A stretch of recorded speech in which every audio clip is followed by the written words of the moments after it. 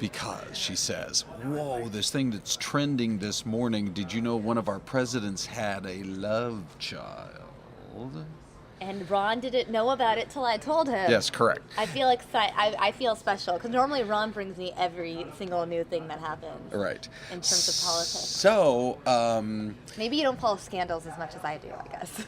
well, I mean, we all do.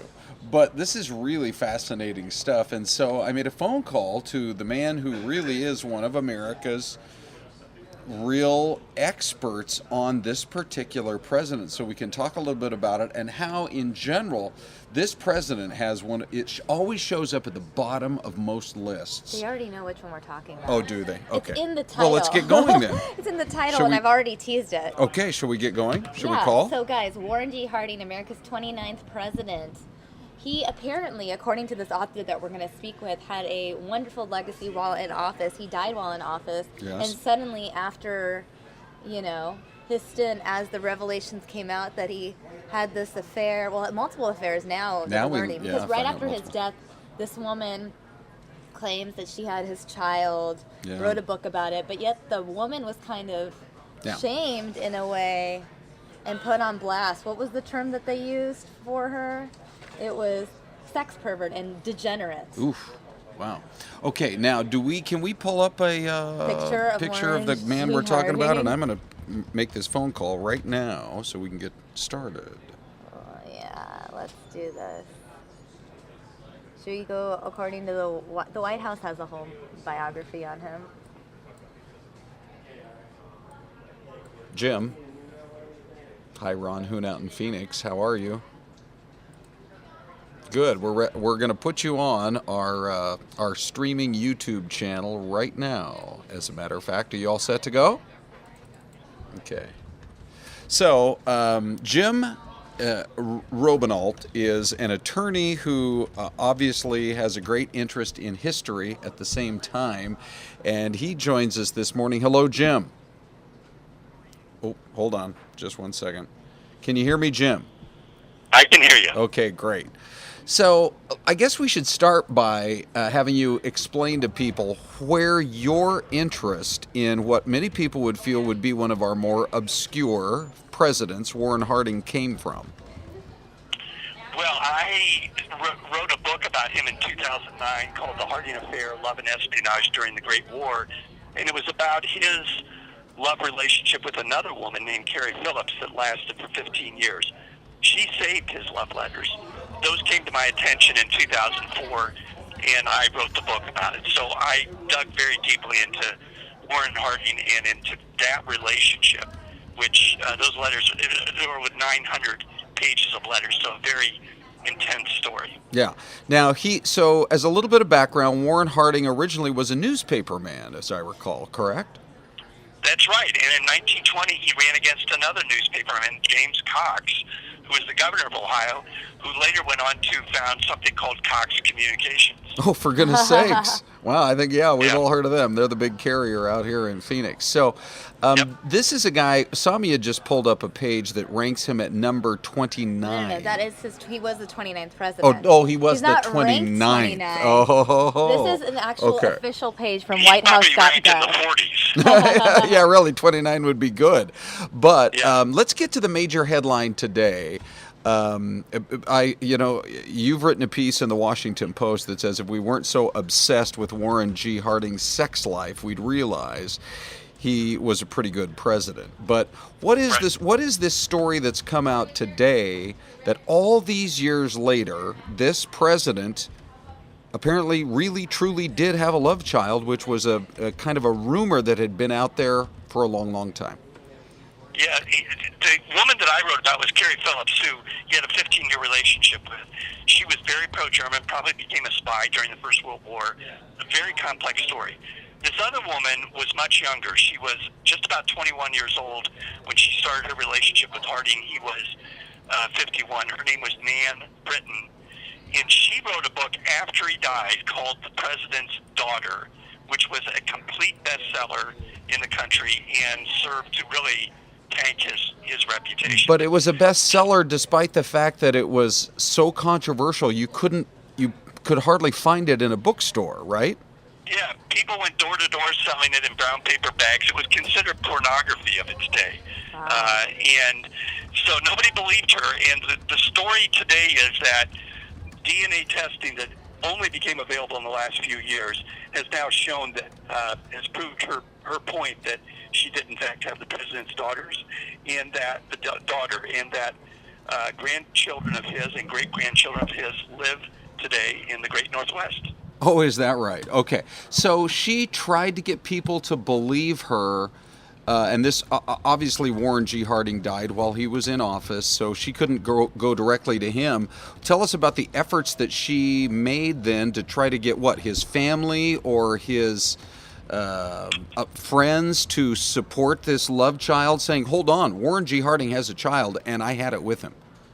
Yeah, she dealt with, first of all, people who were, the supporters of the president and who had an interest in his legacy, and also the family privately. Now, she had a relationship with one of Warren Harding's sisters, whose name was Abigail. They called her Daisy. And Daisy had been Nan Britton's high school English teacher.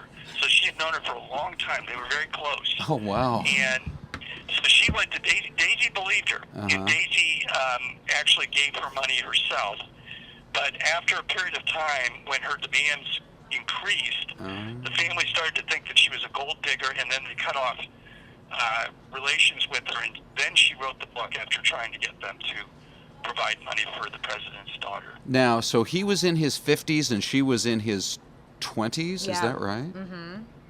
She was in her early 20s. She actually just turned 21 right at the beginning of their relationship. And so, yeah, there was a 30-year gap between them.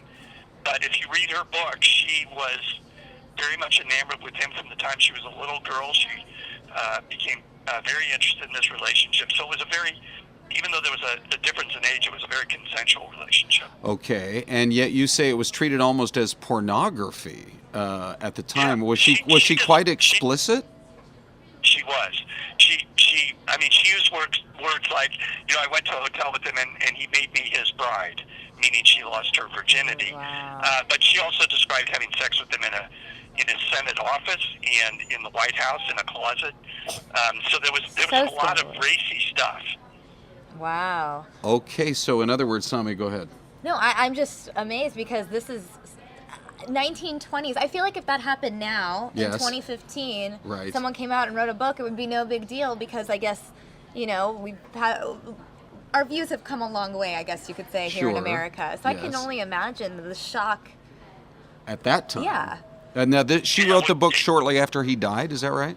She published the book in 1927. He died in 1923 in office after just having come back from a great swing to the west up into Alaska, the first president to go up to Alaska. And he died in San Francisco on the way back. He had a bad heart. With so many women. Yeah, because he gave his heart away to too many people. Either that or he should have behaved himself. He was too crazy with his sex life, for goodness sakes. Right. So she wrote the book, and then she was just attacked, by the people who wanted to preserve Harding's legacy. And, it also became a very political thing because the progressives at the time were trying to stop the the conservatives from being in the presidency. So it was all of those things and a very vicious battle. But are we saying that this was an affair that, for the most part, occurred during, you said sex in a closet in the White House. Are we saying this is primarily an affair that happened during the White House years, or did it predate that by many years? No, it started at a very significant time. It started the month after we, the United States, decided we were going to join the European War, which back then was called the Great War. We now know it as World War I. In April of 1917, President Wilson asked Congress to declare war, and did. Warren Harding's mistress, who I wrote about, Carrie Phillips, was pro-German and very unhappy. So they had a break in their relationship. And that's right at that moment, Nan Britton made her entry and asked for help with the job, and that was the spark. Wow. So he did not waste any time going from one mistress to another. And then his wife, so I read his wife died just a year after he died. Yeah, so his wife was Florence Harding, and she was almost 9 years older than he was. She had had a first marriage and a child by a first marriage, and it is clear from all the letters he wrote, and from what Nan Britton wrote too, that it was a loveless marriage at that point, a sexless marriage and loveless too. Well, so he was kind of trapped. Well, you always wonder when you hear about presidential affairs of the past if the First Lady really knew about it. Do we know whether she, you've briefly described it as a sort of a loveless, sexless marriage. Tell us a little bit more about their relationship, and do you think she knew what he was up to? Well, I do think, based on some pretty strong evidence, that she knew about the first mistress, Carrie Phillips. They were neighbors. They were friends. The two couples traveled to Europe in 1909, and Florence knew Carrie. So at some point, it became pretty obvious what was going on. And I have a letter from her collection where they went, the two couples, all four of them, went to a lawyer in Columbus, Ohio, to talk about what to do. So I think she clearly knew about that relationship. Whether she knew about Nan Britton is a different story. My guess is she did not. Interesting. Well, the big news is, the news coming out yesterday and today is the fact that DNA testing now essentially proves that Harding did have this love child. What's your take on all of this? It's interesting because when I published my book, one of the Harding collateral descendants called me up and said, "Look, I read your book; it's great. But this guy sounds like the same guy in the Nan Britton's story. So I want to know if I have cousins." We went out and looked for DNA at that point, what's called forensic DNA, the type that you see on TV, where they match a blood sample to some that they have, or they do direct paternity, father, son, father, daughter. But it was no good for getting these distant relationships, second cousins. And only in the last few years has Ancestry.com developed the kind of sophisticated look at DNA. They look at like 700 points on it to come up with a conclusive decision about whether they're second cousins. And in fact, they found to, I think, 98% certainty that they were second cousins. So when you wrote The Harding Affair, Love and Espionage During the Great War, great title, by the way, too, right? Who doesn't want to read about love and spies in the middle of a war? Right. Was she his first affair? Was she? How did that all begin? And was she to the point where she was, I don't want to say like threatening national security, but threatening him because she was so pro-German? The answer to your second question, she absolutely did threaten him multiple times. In fact, I believe, based on one letter, that she talked him out of running for president in 1960, 4 years before he did. Had he done so, he would have won. He would have beaten Woodrow Wilson, and I think the world would have been different. That's a long discussion, but She definitely kept the letters and threatened him, and that was part of what was going on. How did they start? They started because in 1905, Florence Harding, who had a very bad kidney, was very sick. Nobody thought she was going to survive because she had a real problem with one of her kidneys. And it was during that period where she was hospitalized. Carrie's husband was likewise in a sanitarium because of their loss of a young child. And the two of them, I think, found each other in the summer of 1905. They actually dated it, I think it was August 23, when they kind of declared love for each other. So it was a very long relationship. That then will last into the time he becomes president. And so she wants him, she's so into being in love with him that she wants him, this is the first affair, to leave his wife, and when she doesn't, or when he doesn't, she gets fed up and says, "I'm out of here?" Like, really out of here? Well, in 1911, she sailed on like one of these great ships you see, the Lusitania or Mauritania. She sailed over to Europe to go to Berlin to take her daughter to school in Berlin. And so she was there at the height of the Kaiser's fame, etc., in the lead up to the First World War. And she became very pro-German. She stayed there 3 years, came back in the summer of 1914, a month after the war broke out. He'd kind of thought that their relationship was over. He was running for Senate. So you'd have this great showdown of the woman who was very pro-German, did not want us to get involved in the war, versus the senator who had to make the choice of voting for war or not. So let me ask you this. let me just ask you, in terms of the woman now. So now we advance to this second affair. Do we think he had a bunch of other affairs as well, or would he have been the kind of a one man, a one woman man kind of thing? One man, one affair. There's been a lot of allegations of other women.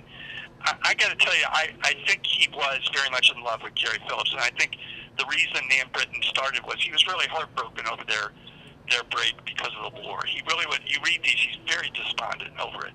So I think that the Nan Britton was a rebound relationship. Although I think he ended up loving her too. He was one of those kinds of guys. Whether he had other women, whether he went to prostitutes, I mean, I got to tell you, I think people back at that time did a lot more of that than anybody ever admitted. It was a very repressive time sexually, and men found their outlets, particularly political, power. It brings with it that sort of thing. So, as Pope Francis said, who am I to judge? Right, and that's at a time where there was no, I guess you could say, social media, TMZ. I feel like, presidents of today can't get away with that stuff as much because there are cameras everywhere. Everyone's ready to talk. It's a lot different 100 years later. It is a lot different. Now, the presidency back then was still very closely watched, so he had some close calls with her, according to her book, in the White House where the Secret Service were covering for him. But when he was a U.S. Senator, he would go and meet with her in New York and have dinner with her. So, it was a different time. People did not report on on things like this. And think about John Kennedy. Reporters knew back then what he was doing. A lot of them did. And they just didn't report on it at the time. You got, in a way, my heart really goes out to this woman who, of course, undoubtedly fell in love with him, was trying to get somebody to pay attention that he had fathered her child. And it was almost the opposite of that. She was being branded as a gold digger. And in the end, she died with most people thinking of her as a liar. And today we know the truth. It is a very tragic story. And one of the things I'm talking to media about, everybody asks me, is this like Monica Lewinsky? And I said, in some ways it is. She was much younger. She idolized him. He was, very powerful man. And at the end of the day, when the scandal broke, the person who had to suffer the most shame was the woman. And that's typical, where women really do suffer the shaming, the public shaming, much more than the men. The men, it's kind of like people, I guess that happens. But women have borne that burden. And so that way she is like Monica Lewinsky, but she also, was in a time where it was even fiercer, if you can imagine. You said that there was a book written recently where a guy said, we need to recarve Mount Rushmore and put different presidents up there, and that Warren Harding, according to him, would have been on the list of the very top presidents. Why do we have it so wrong? We really have it wrong because of the scandal that's befogged his reputation. There was just a lot of stuff heaped on top of one after the other, womanizing, Teapot Dome, which he had nothing to do with, and then that's it. People stop analyzing once they get to that point. If you look deeper and say, what did he really do? He really did stabilize the world after the First World War. He really did stabilize our economy. He really did go to the South and make a civil rights speech that was fantastic. First president to go into the Deep South after the Civil War. He really did let Eugene Debs, a great socialist leader, out of prison for just speaking out against the war and defended free speech. He did a lot of great things, and people just love the scandal so much that they stop at that point and they don't go deeper. Yeah, and yet if I were to ask people, name one of the greatest civil rights presidents, I would doubt that anybody would say Warren Harding's name, and yet you say there was a key day where he traveled into the Deep South, into Alabama, to try to bring the both black Americans and white Americans together? He did. He went to Birmingham, Alabama. It was October 27, 1921. It was very important for him to do this. And it was interesting. There was a big crowd there. The white people were on one side.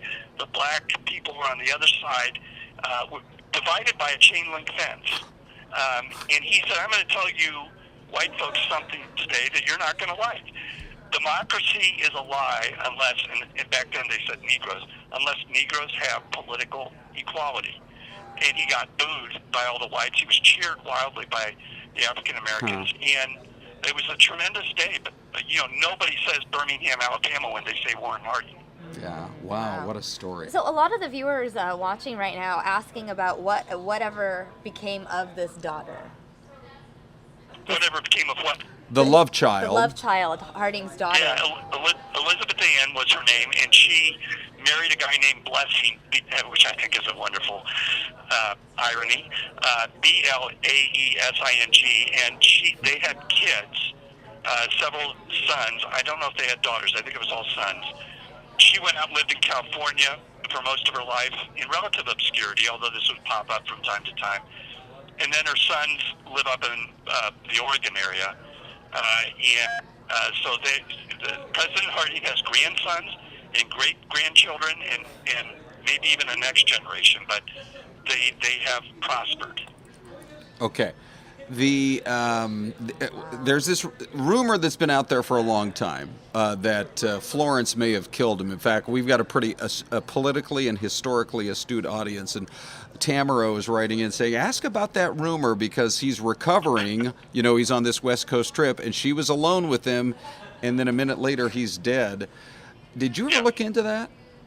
Yeah, I did. Fortunately for us, most of his descendants, that is through his brother George, collateral descendants, are physicians. And they've looked very closely at the medical records, as others have too. Warren Harding had very bad heart disease, and his every movement was recorded by the head of the AMA and Stanford Medical School, who was attending to him with nurses and so forth. He clearly had congestive heart failure. And so he had just one massive heart attack that killed him. But it was all related to congestive heart failure, which he had for years. He had very high blood pressure. And the medical records are very clear what he died from. So that is a consistent rumor that is wrong. So he was 57 years old when he died? He was 57 years old. And, I mean, you can look at these records and you'll see that when he was he was in the Palace Hotel in San Francisco. He was breathing, very rapidly, showing that his heart was having trouble pumping the blood, and his blood pressure was sky high often during his presidency. They didn't really know how to control it very well back then. Yeah. Well, so does today's news prompt you to think about another book, or would you be more likely to write about a completely different president, or what? Well, I've had several people today call me and ask about doing an epilogue to my book to kind of fill in this piece. Whether I would go back and do a whole new book or an epilogue, I'd have to look and see what I think about it. But I definitely want to write about it because I know this story better than anybody else, and it would be important to have this in the record. Well, we are really delighted to have had America's premier Warren Harding expert on News Now with us today. Thank you so much for chatting with us this morning. Thank you very much, and hello to Phoenix. Thanks, Jim. Okay, appreciate your time. Talk to you later. Bye. That was a really cool interview. Ron, thanks again for setting that up. I feel like we learned a lot. Yeah, no kidding. And it's just amazing I guess it's amazing to think that a president from 100 years ago is making headlines today. Correct. I think that's the part of the story that fascinates me the most. It's like, here we are 100 years later. Like, imagine in 2115, suddenly something comes out about Obama. Like, it's crazy to me. No, and not only that, but think about how scandalized we all were when we learned all the details about the blue dress and Monica Lewinsky in the Oval Office. School, so I didn't really know what was going on. Okay, well, I was a child. You've since picked up. I know what it all is correct, now, but right, I really didn't know what was going on at that age. But here, now he's telling us we had a president who was in his 50s having sex in a closet in the White House with somebody who was, 21, with a girl who barely. a young woman who was, 30 years younger. Oh my goodness. Scandalous. I mean, if that broke today, I think it'd still be scandalous, no question. Yeah, well, a lot of people loving the interview as well. Tamaro, Deborah saying, thanks, Ron. That was great, Ron. Thank you. Hey, Tamaro's also saying Franklin Pierce wants equal time. And, we can laugh about that. But some of these presidents that nobody knows, like Warren Harding and like Franklin Pierce had perhaps the most heartbreaking life of any president, by far. I have no idea, but I do know that the name of the show is called News Now. Okay. Now, Yeah, we better not News of the Past. All right. The fine. reason we were talking about Orangey Harding is not for just a history lesson, but because there's actually breaking news attached to it. At least that was the way I justified a Hooner history lesson. And so I wonder now what all the family, like he said, the family's all up in Oregon. Yeah, I wonder what they're. That's What the are interview they we need to talking get. about That's the today? interview we need to get. Yeah. How do we get a hold of the Blessing family in Oregon? Yeah, no kidding. Well, I wonder anyhow. if our Fox affiliate up there is knocking on doors. That's a great.